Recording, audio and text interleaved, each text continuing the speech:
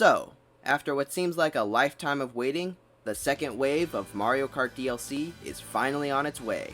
And the tracks that were announced in the announcement video look pretty neat to say the least. So in this video, I'm gonna break down the list of tracks and give you my thoughts. So, let's get into it.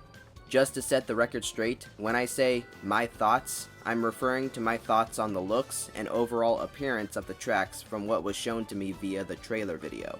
When most, if not all, of the DLC tracks are released, I'll do a tier list video and really go into depth on what I really think of the tracks, based on their looks, gameplay, soundtracks, etc. With that said, now let's get into the meat of this video. To start things off, let's see the tracks that are gonna be in the Turnip Cup. And we might as well get the Mario Kart Tour track out of the way right now. New York Minute. This track showcases many areas across New York City. Times Square, Central Park, what looks like a red carpet venue of some kind, and just the streets of NYC as a whole. For a Mario Kart Tour track, just like the others from Wave 1, it looks pretty decent. Though, it doesn't compare to that of the non-tour tracks. I'm just letting that be known now. I can't wait to zoom through the Big Apple and see all the sights and hear all the sounds of New York, or lack thereof.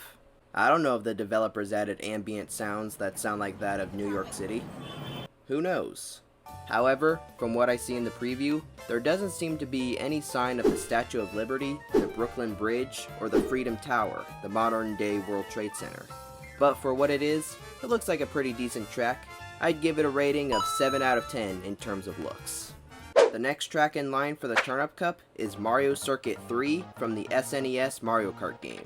There isn't really much to say on this one, other than the fact that it still gives off the retro vibes that Super Mario Kart gives. Not to mention this course looks a lot like the battle course known as Battle Course 1. Very creative title for a track, by the way.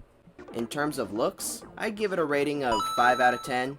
Honestly, it just looks pretty simple and generic, just like how the old Mario Kart tracks look.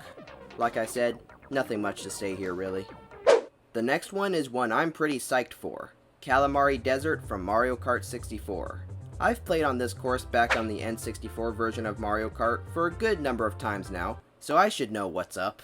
You race on a track that looks like it's in the middle of a desert, which in turn looks like it's in the middle of nowhere. The only glimpse of civilization, if I can even call it that, is a train that snakes its way across the track. The updated look from the N64 style really brings out the detail in the course, and it just looks very polished. So I'm pretty excited to play on this one. On the rating scale in terms of appearance, I'll give this track a solid 8 out of 10. Looks pretty good.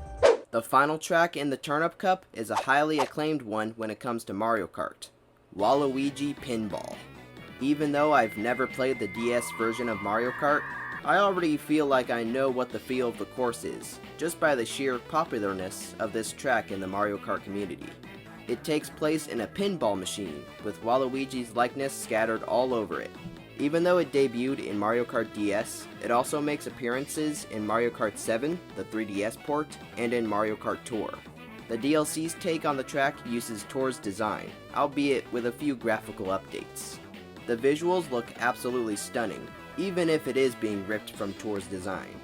On a scale of 1 to 10, I would give it a solid 7.5 or 8 in terms of appearance. It just looks very flashy.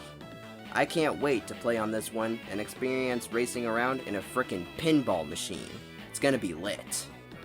With the Turnip Cup done, now let's move swiftly on to the next cup, the Propeller Cup. Just like the Turnip Cup, it starts with a track from Mario Kart Tour, but this time, instead of being a track from America, or Japan for that matter, we're going down under to the land of the Aussies. Australia. The track is called Sydney Sprint, so of course it pays homage to arguably the most famous Australian city, Sydney. It showcases some well-known landmarks in the city, such as the Sydney Opera House, as well as more lesser-known areas around the city, such as Port Jackson, Luna Park, the Sydney Harbour Bridge, and the Bradfield Highway. Furthermore, the race finishes off through downtown Sydney. Even though it's ripped from Tour, I think it looks pretty nice. It takes many different Sydney landmarks and smushes them all into one tight area, which is the racetrack. In terms of appearance and looks, I would give this course an 8 out of 10 rating. I can't wait to race around Australia's most popular city. The next track to be featured in the Propeller Cup is another one that I've never played originally, Snowland from the GBA. This track allows you to race in a wintry, icy wonderland, as if we don't have enough of those in the game already. It also has those barriers that can be seen in the SNES track mentioned earlier, so those help in giving the track more color.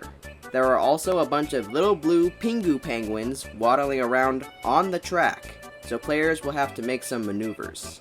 This track looks okay, but it could use more color if I'm really being honest. And it'll be a pain to slip and slide all around while trying to race, especially in 200cc. Oh god, just imagining it is giving me flashbacks to when I already play in 200cc and I automatically fall off the course. That's what smart steering is for. Anyway, back on track. On the appearance scale, I'd give it a solid 6.5 out of 10. All I can say is, hopefully those penguins won't be that much of a nuisance. Crossing my fingers, or whatever dragons have. The next one is one that I am the most excited for. It is one that I've been wanting to see in the DLC ever since the DLC was first announced. And that track is, drumroll please, Mushroom Gorge from the Wii. You and your friends will now be able to relive the times of racing through a forest of mushrooms, bouncing on the tops of said mushrooms, and going through a cave with shards of precious stones/metals, and of course, more mushrooms. It looks absolutely amazing in the updated graphics, and with my already apparent bias on this track because of my love for the background music from this course back in the Wii days, I give it a 10 out of 10 rating. Really can't wait for this one. The final track in the Propeller Cup is a completely new one that has never been seen in a previous Mario Kart title before. And, honestly, I would say it's a dream come true. It's a track made entirely of ice cream. It's called Sky High Sundae. It's basically Sky Garden, but if it was made out of ice cream instead of clouds. Being an ice cream lover myself, this track looks like heaven on earth, and the graphics look pretty nice as well. I give this track a rating of 9 out of 10 in terms of looks and overall appearance. The only downside is, I can't actually eat the ice cream. And even if I could, there would be tire marks all over it, and I'm not for that, so I'll pass. So that, my friends, was my thoughts on Wave 2 of the Mario Kart 8 Deluxe DLC. I'm really excited to play on these tracks, especially Mushroom Gorge, Waluigi Pinball, and Sky High Sundae. If you're as excited as I am, hit that like button. And stick around, because when the wave gets released, I'll be doing a video where I play on these tracks for the first time, as well as playing them over on the Twitch channel. You won't want to miss that. Anyways, that's it for me right now, guys. See you next time, and enjoy the new tracks when they come out. I know I will.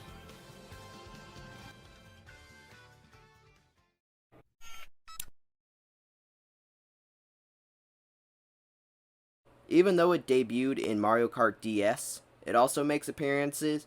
Even though it debuted in Mario Kart DS, it also makes appearances in Mario Kart 7, the 3DS. Even though it debuted in Mario Kart DS, it also makes appearance.